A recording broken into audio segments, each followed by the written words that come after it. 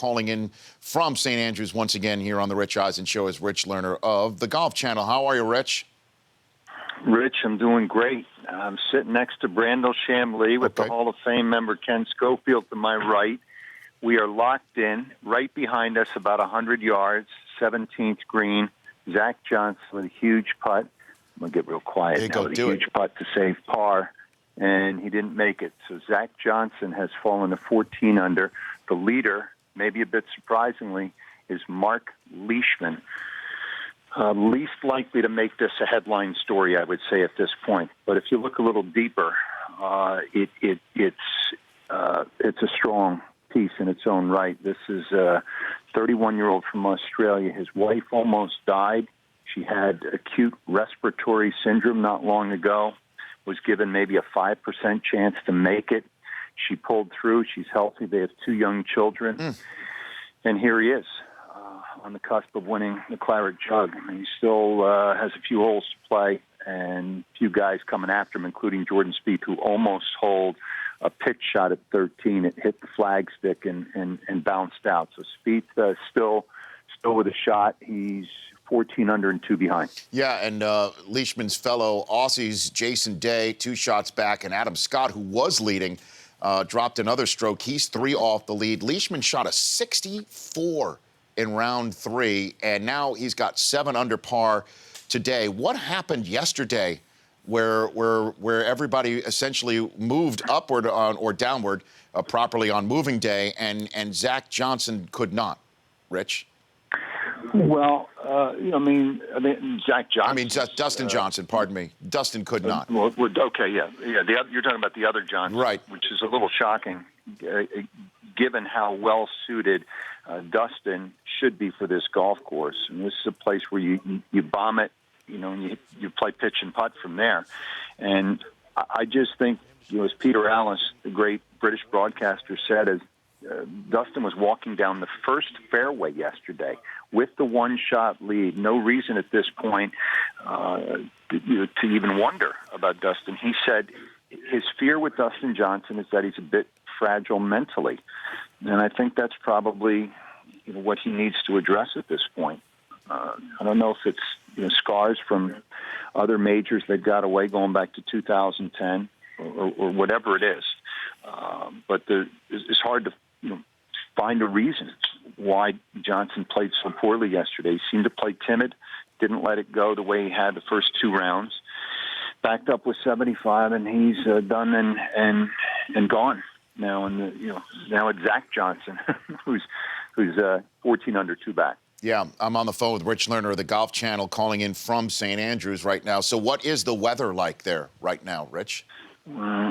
It's cool, rainy. It spits harder at times than at other points, blowing, and the backside, the last, say 4 holes or so, with the exception of 18, which is so short or difficult. So it was really easy on the way out, that first 9, especially the first 7 holes. You saw guys shooting 4 or 5 under for that side, and then it gets really tough coming in. Rich Lerner joining me here on the program. Let's talk about youth and then obviously one of the all-time greats saying goodbye. Let's start with the youth. 4 amateurs in the top 20 right now on the leaderboard. Rich, where did this come from? What is happening on that front? I think in part it's the golf course, which it is gettable. But then I think if you look a little more closely, players now as young as 10, 11, 12 years old have all the same game improvement tools at their disposal as the professionals. They have the coaching, the videotape, the physical fitness, the diet, you name it. And they're playing in worlds that fairly well simulate the professional experience. They're playing from the junior ranks to the amateur game to the collegiate ranks. They're playing 54 and 72 hole stroke play tournaments, so that by the time they arrive here, the stage is bigger, the competition's better, the lights are brighter, but it's still a quest to put a number on the board, and they're all better at it.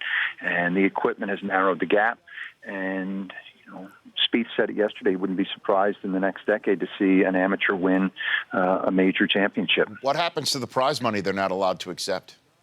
Do you know? Goes to the next professional. And Tom Watson saying farewell. You called him the greatest American Open champion on Friday when we spoke. What was that moment like, Rich? It was bizarre. He didn't say farewell under blue skies and bright sunshine with the grandstands, filled to capacity. He said goodbye. I don't know. It had to be close to 9 o'clock at night local time, and there were only a few hundred people, hardy souls, standing behind the stone wall at 17 and up along the road at 18. And he took his final bow. I think while it may have been unfortunate or not the way you would have scripted it, I think Watson himself probably would simply say that's the way it goes.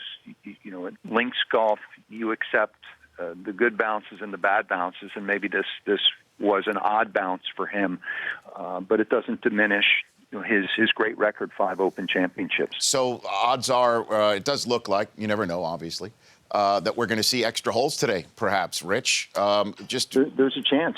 There's a good chance. And what are the 4 holes, before I let you go, that they would play in St. Andrews? Kenny, what are the 4 holes they play? Let me ask my Hall of Fame. I love it. 1, 2, 17, 18.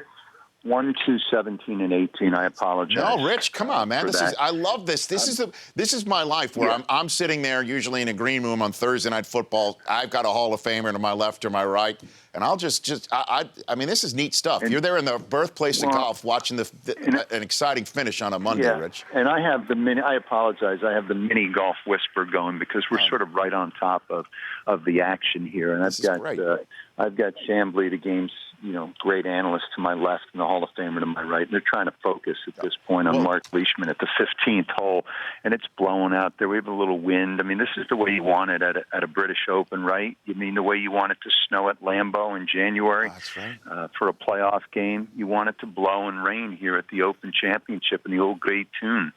And there is, by the way, there is no scene like the one we're staring at right behind us. They're jam-packed about 10 deep along the road, the old stone building in the backdrop. It is really imposing. When you walk up 18, that is some sight.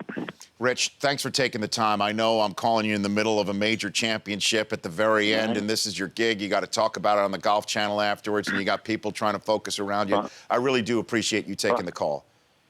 But Rich, would you return the favor? Will you call me third quarter of the NFC Championship game next year? Absolutely. I know you're going to be hopping and popping.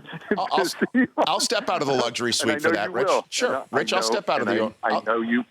Yeah, I'll put down the I'll put down the Chablis for 2 seconds to call you. No problem. You got it.